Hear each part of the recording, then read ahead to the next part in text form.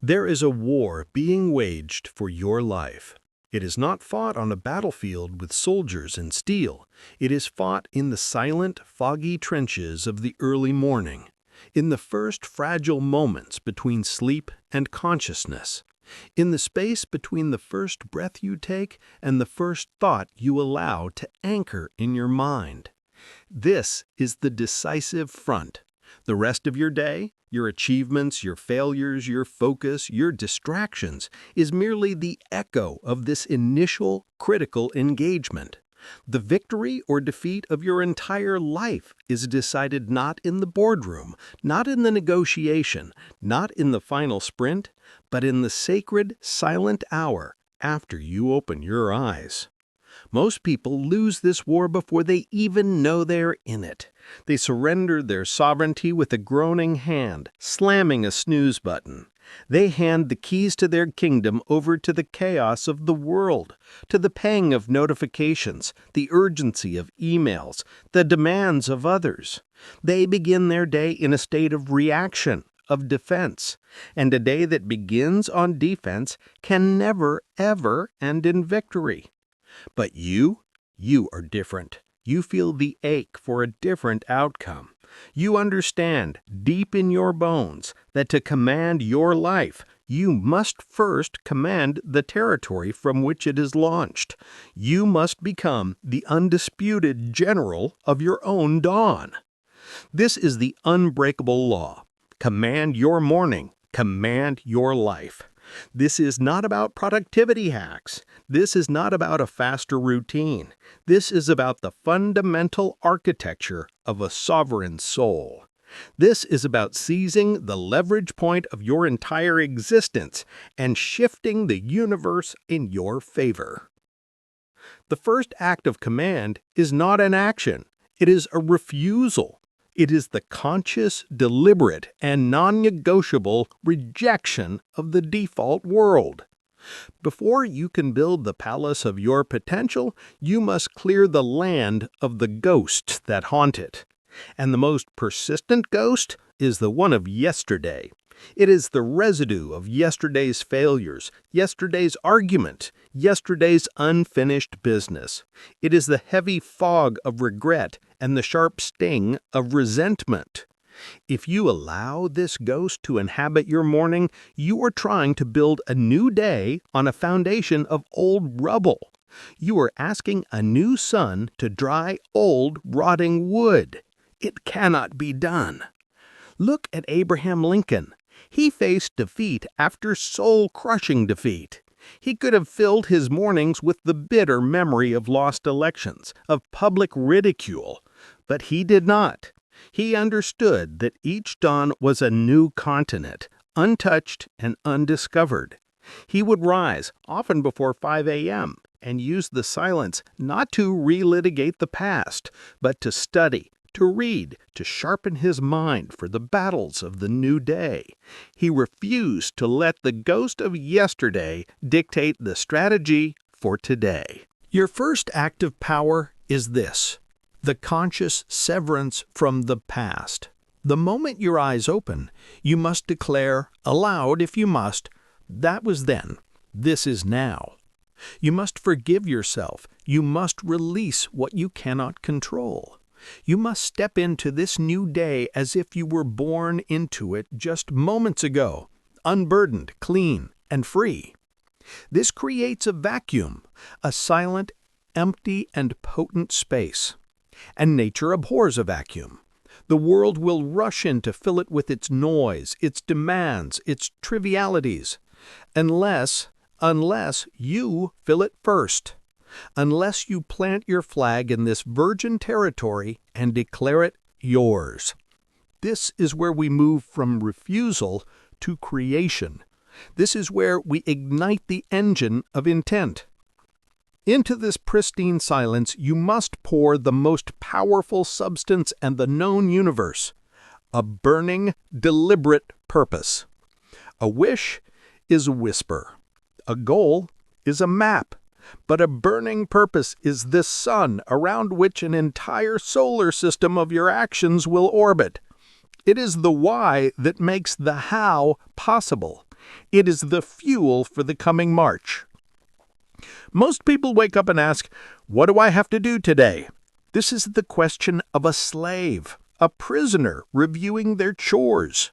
It immediately places you in a state of burden, of obligation. The commander, the sovereign, asks a different question. They look into the dawn and ask, "Who must I become today to close the gap between the life I have and the life I demand?" And then, more precisely, what is the one thing I can do today that, if accomplished, will make everything else easier or even unnecessary? This is the strategic targeting of your energy. This is not a to-do list. This is a statement of existential intent. Henry Ford did not wake up and think, "I have to tighten bolts on Model Ts." He woke up with a burning purpose to put the world on wheels. That purpose dictated his every thought, his every conversation, his every decision in those early hours. It transformed mundane tasks into sacred steps in a grander vision. Your purpose for the day must be equally clear, equally potent. It must be specific. It is not "be successful." It is "finish the proposal for the Johnson account and do it with such brilliance that it cannot be refused." It is not "be healthy." It is "complete my 6 a.m. workout, consuming the discomfort as fuel for my discipline." You must write this down. The physical act of writing is an act of command. It takes a fleeting thought and forges it into a decree. It moves the intention from the ether of your mind to the concrete reality of the page. This written purpose becomes your battle standard for the day. It is the flag you will follow into the fray, no matter how thick the fog of war becomes. But a purpose, no matter how burning, is just an idea. It is potential energy. To convert it into kinetic force, to move the world, you must now activate the most underutilized weapon in your arsenal, your physical temple. The mind and the body are not separate kingdoms. They are one single, unified empire. A weak, sluggish, and neglected body will betray the most powerful mind. It will cloud your focus, drain your will, and whisper seductive lies about comfort and quitting. The sovereign understands this. They know that to command the abstract world of ideas and opportunities, they must first have absolute command over the physical vessel that carries them. The morning is your daily opportunity to forge this physical instrument of will. This is not about vanity. This is about warfare. Every drop of sweat is a purge of doubt. Every straining muscle is a rehearsal for resilience.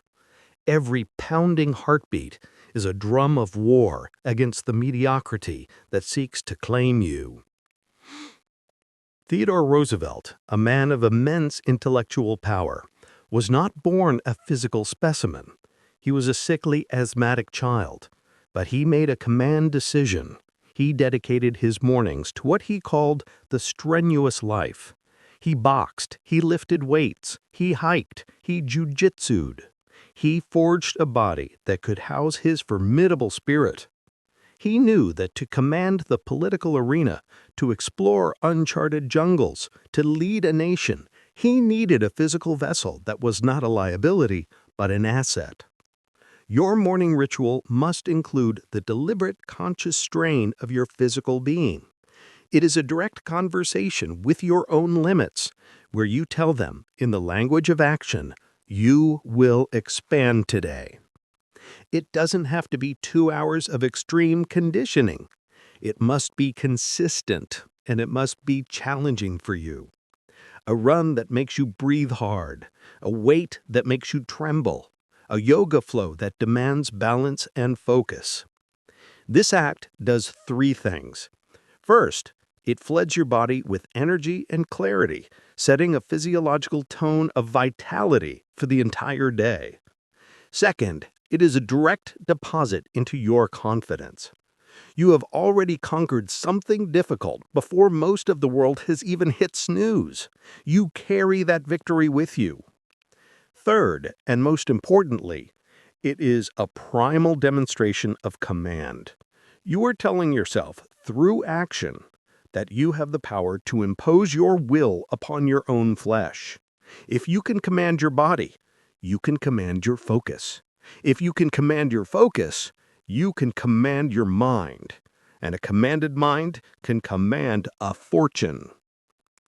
With the body activated and the spirit ignited, we now turn to the most critical fortification of the sovereign mind, the impenetrable focus. The modern world is a machine designed for one purpose: to shatter your attention. It is a carnival of distractions, each one more brightly colored and screaming than the last. It is an economy of interruption, and your focus is the currency it seeks to plunder. The morning is your last stand. It is the time to build the mental fortress that will protect your purpose from the coming siege.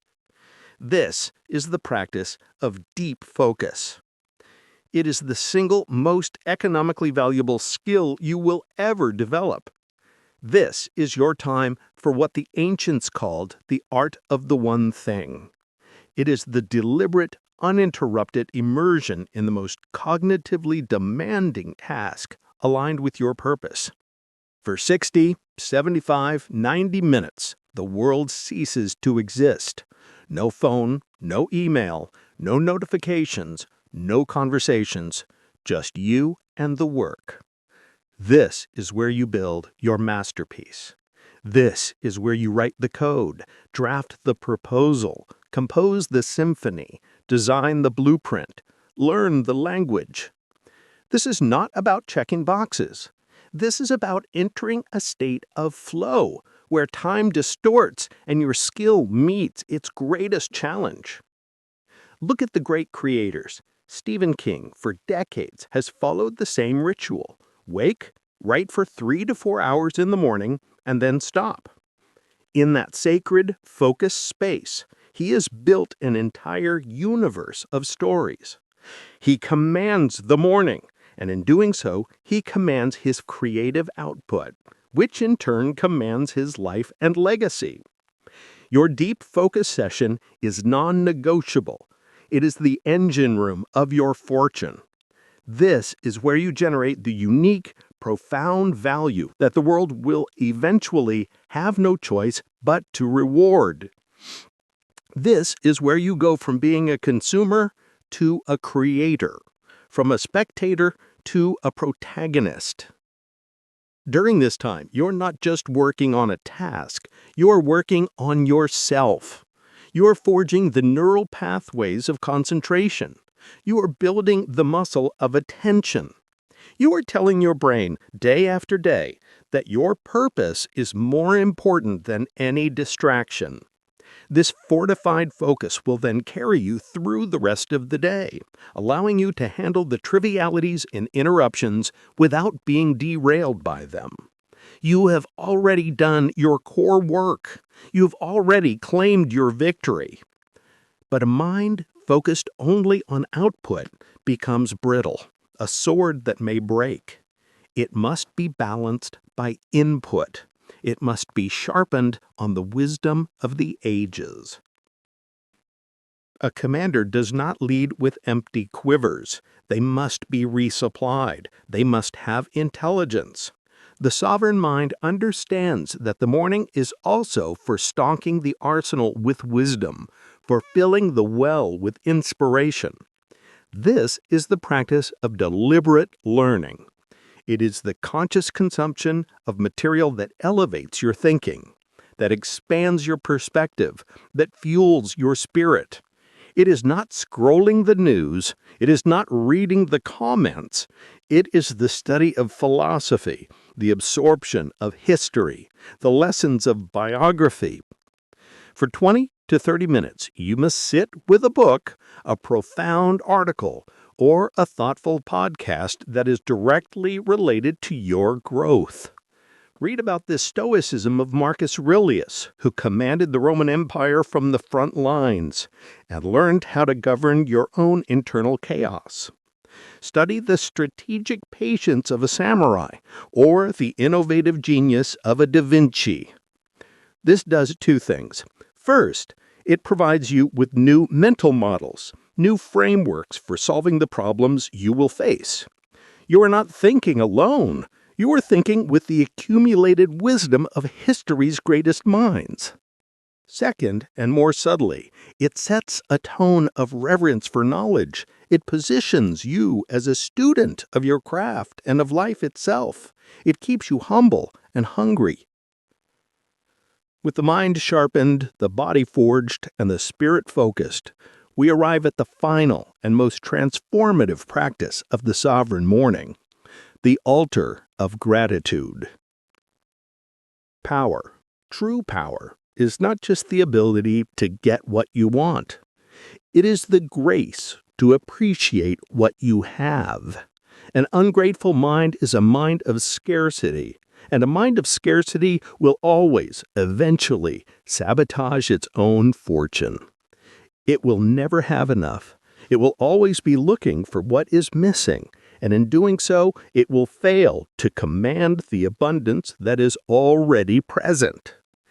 Gratitude is the completion of the circuit. It is the energy that allows you to receive and retain the rewards of your command.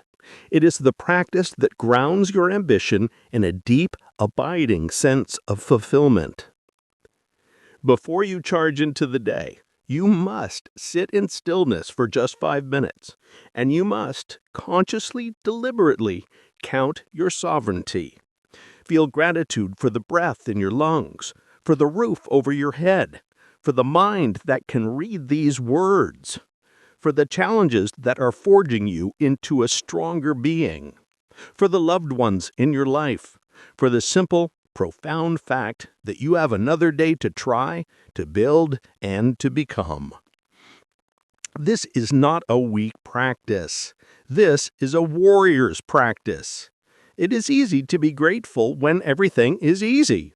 It is an act of supreme power to be grateful amidst the struggle, to be thankful for the resistance that makes you strong. This act of gratitude magnetizes you. It signals to the universe that you are ready for more, because you are a wise steward of what you have already been given. The dawn is now yours. You have refused the ghosts of the past. You have declared a burning purpose for your future. You have forged your physical temple in the fire of discipline. You have fortified your mind in a citadel of deep focus. You have sharpened your intellect on the stone of ancient wisdom. And you have completed the circuit of power at the altar of gratitude. You have commanded your morning. Now, step into the day. Notice what happens. The chaos will still come. The emails will still flood in. The problems will still arise. But you will no longer be reacting to them from a place of panic and defense.